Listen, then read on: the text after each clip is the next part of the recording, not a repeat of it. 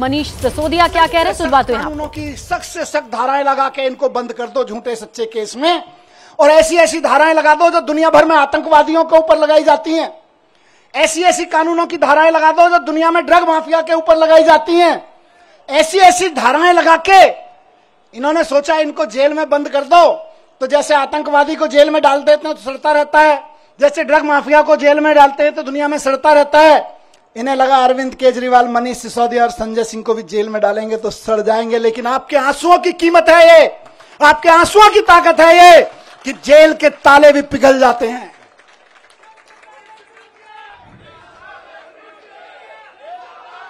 एक ही चीज कहूंगा, कल सुबह मैं बैठा था कि सारी दुनिया की सारी बुरी ताकतें भी इकट्ठी हो जाए ना, तो जो सच्चाई के रास्ते पे चलता है उसका साथ भगवान देता है, उसका साथ भगवान जरूर देता है।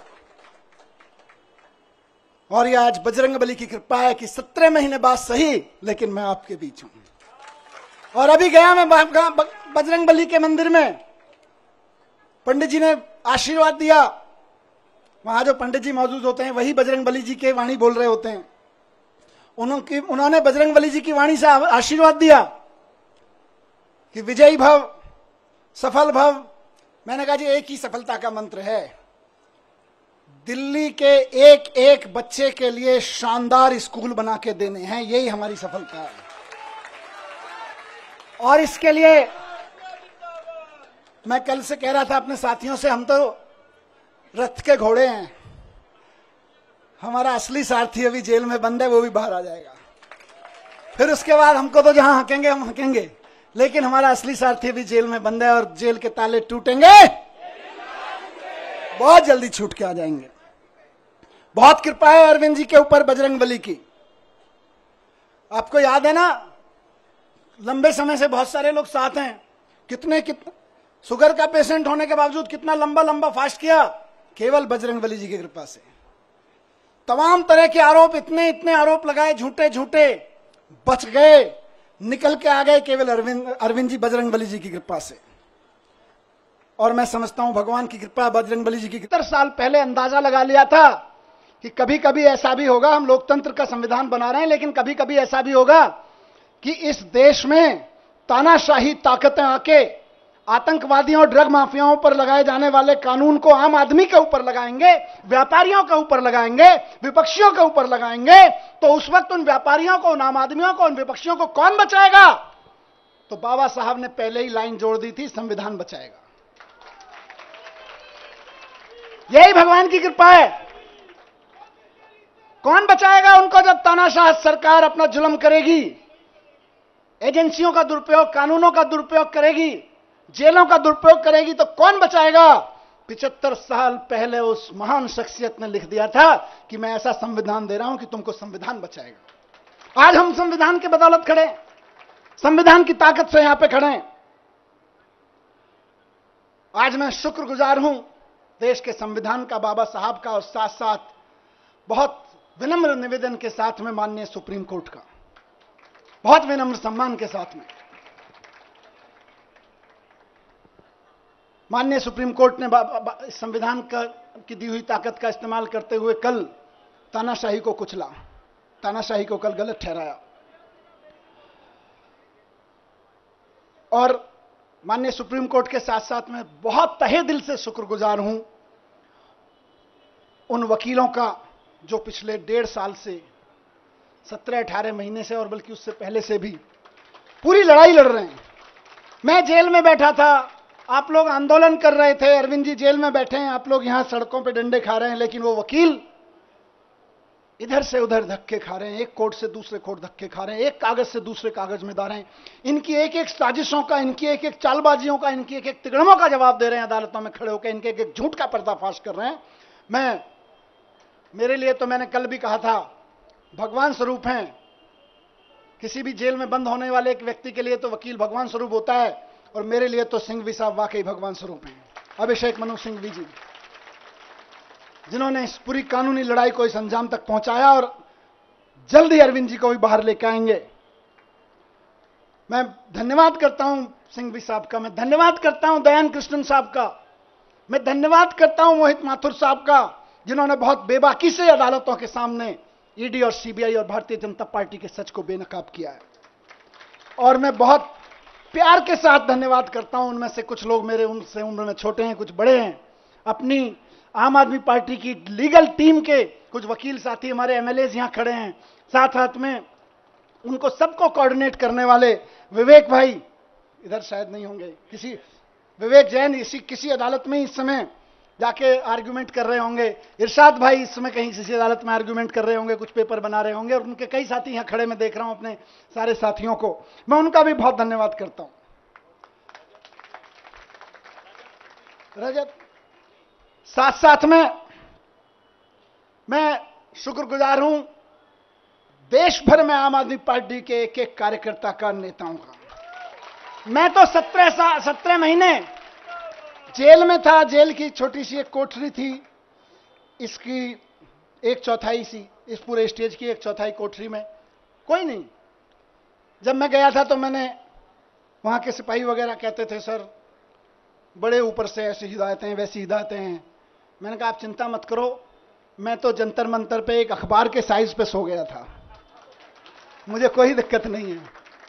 मैं तो वहां से निकला हूं जहां अरविंद केजरीवाल जी और मैं और संजय भाई बनारस रेलवे स्टेशन के, और जहां देश भर में रेलवे स्टेशन में रात को 2 बजे ट्रेन आती थी तो इतने भी पैसे नहीं थे कि रात को किसी लॉज में रुक जाएं, तो जाके 9 बजे खाना खा के स्टेशन पे ही सो जाते थे अखबार बिछा के। हम तो वहां से भी निकल के आए, हमें तो कोई दिक्कत नहीं है।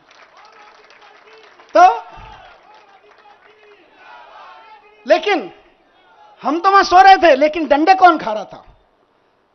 जब मैं कोर्ट आता था तो मैं देखता था बैरिकेड लगे हुए और उसकी दूसरी तरफ से नारे लग रहे हैं, अखबारों में देखता था, टीवी में देखता था, आप में से बहुत सारे चेहरे यहां खड़े हैं, मैं देखता था ये मेरी बहन को लाठी लगी, ये मेरी बहन को एक पुलिस वाले ने धक्का दिया, ये मेरे एक भाई को पकड़ के खींचा। दर्द होता था और वहीं से ईश्वर से दुआ करता था इनको सबको सलामत रखना, इनकी मदद करना, इनको ताकत देना। सलाम करता था आपकी ताकत को मैं वहां से,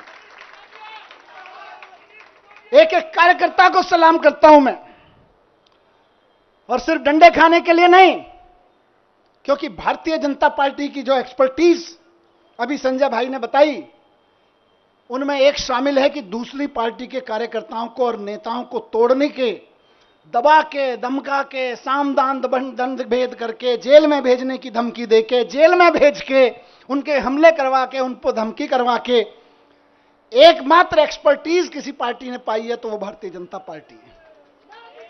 लेकिन उसके बावजूद आप टिके रहे, एक एक आदमी टिका रहा, एक एक आदमी झुका नहीं, टूटा नहीं, एक एमएलए कैसे सारे खड़े हैं। मैं जानता हूं किस किस के ऊपर क्या क्या दबाव नहीं था और क्या क्या नहीं होगा और क्या क्या धमकियां नहीं आ रही थी, लेकिन उसके बावजूद बेबाकी से खड़े रहे, सीना तान के खड़े रहे। उस सीने, तने हुए सीने को मैं सलाम करता हूं आप लोगों को, आप डटे रहे। और आज देखिए मजे की बात, अब तो दुश्मन भी इस बात को मानने लगा है कि यार इन आम आदमी पार्टी वालों में कुछ तो मिट्टी है, जो 17 महीने 6 महीने जेल में रह जाते हैं इनके नेता, उसके बावजूद ना झुकते हैं ना टूटते हैं, किसी मिट्टी के तो बने हैं, ये उस मिट्टी के बने हैं।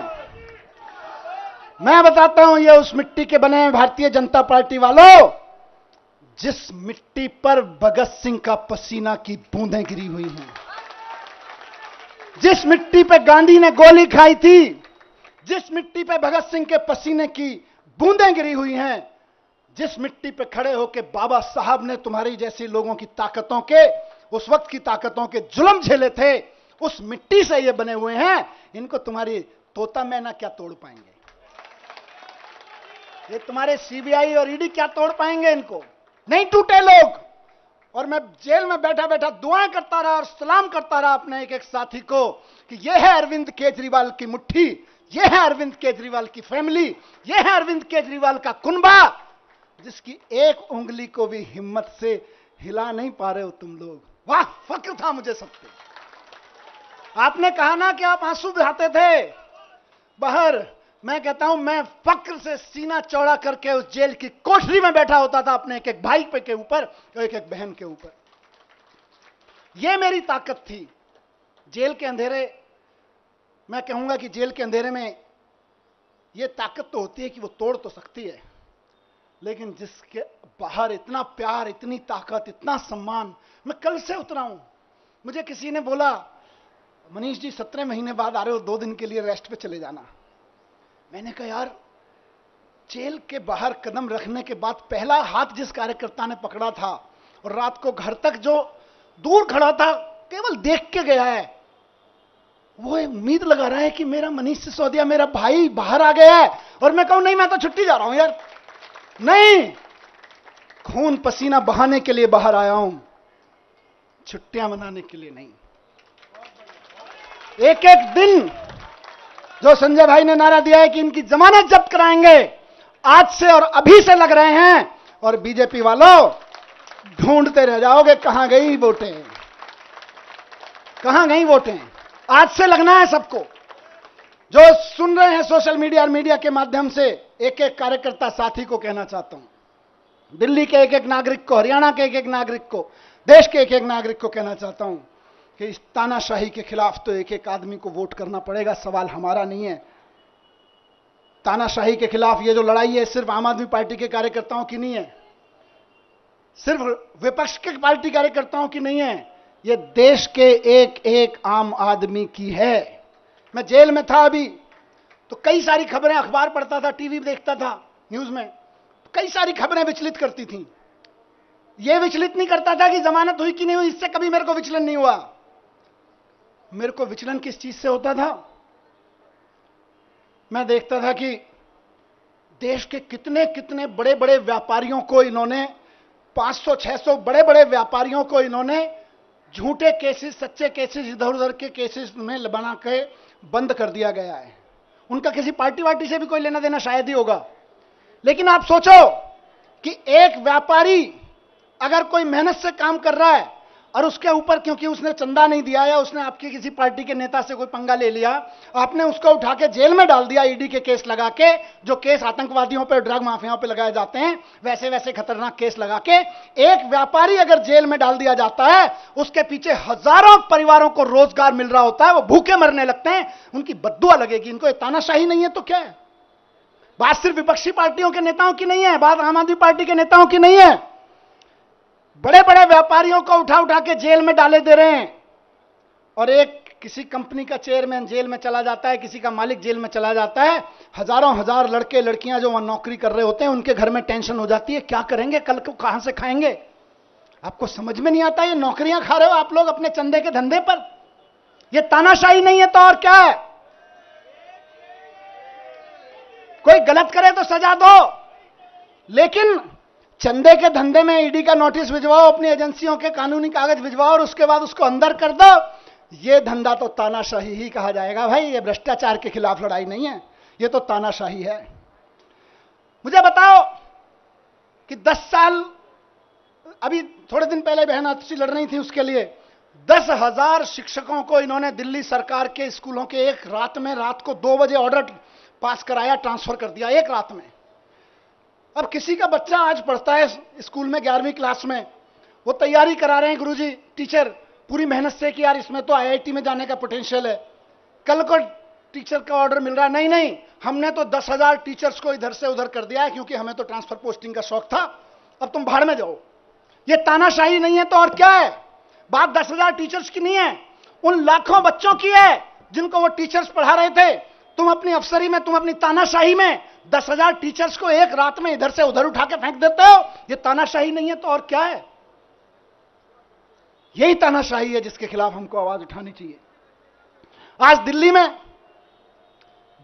में जब सरकार में था उस वक्त दिल्ली जल बोर्ड का नगर निगम चुनाव से पहले पैसा रोक दिया गया था और आज तक दिल्ली जल बोर्ड का पैसा नहीं दिया गया। फाइनेंस डिपार्टमेंट के अफसरों से इधर उधर से फाइलों पे कुछ कुछ काला पीला करवा के रुकवा रखा है पैसा। इंजीनियर्स परेशान है इलाके के,